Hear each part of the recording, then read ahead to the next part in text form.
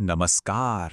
आज हम चल रहे हैं भारत के दिल यानी छत्तीसगढ़ के एक तेज तर्रार दौरे पर।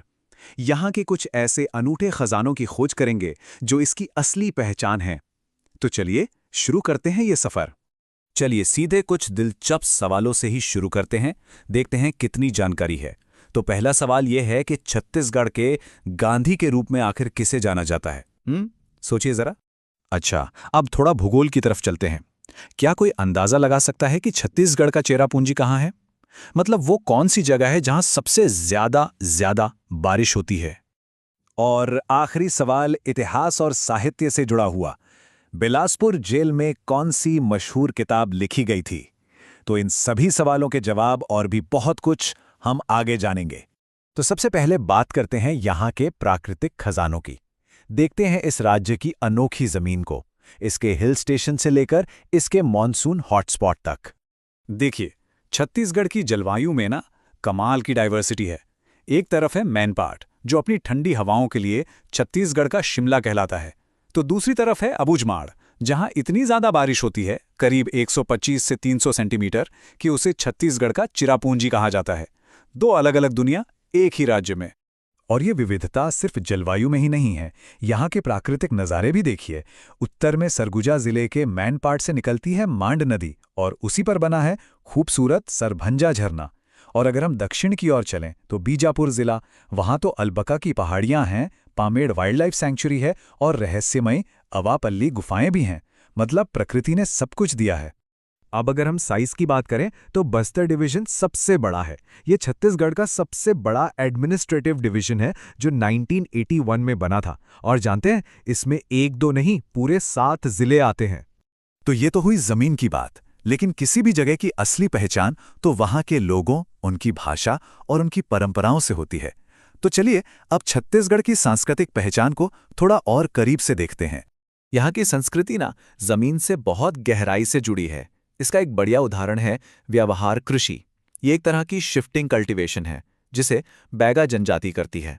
और यही बैगा जनजाति अपने मशहूर बिल्मा लोक नृत्य के लिए भी जानी जाती है।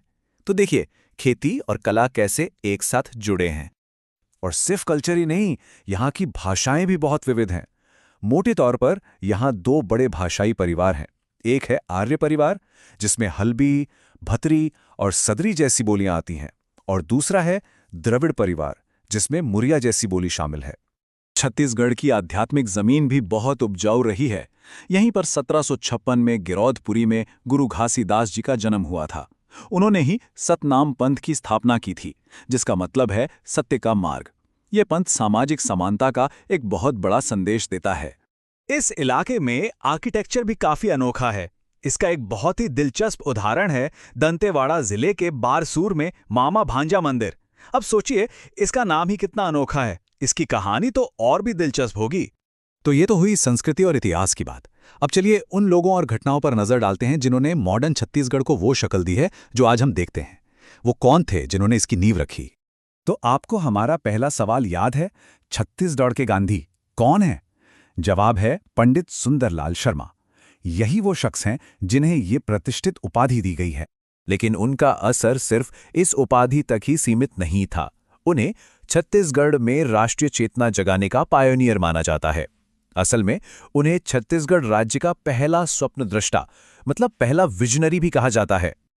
चलिए अब बात करते हैं साहित्य की। एक ऐसे कवि की जिसने जेल की सलाखों के पीछे बैठकर भी अपने कलम से आजादी के फूल खिला दिए। और यहीं हमारे दूसरे सवाल का जवाब भी मिल जाता है। वो कवि थे माखनलाल चतुर्वेदी, और उन्होंने अपनी वो अमर कविता पुष्प की अभिलाषा बिलासपुर जेल में लिखी थी। वो उस वक्त कर्मवीर पत्रिका के एडिटर भी थे। सोचिए क्या कमाल की बात है।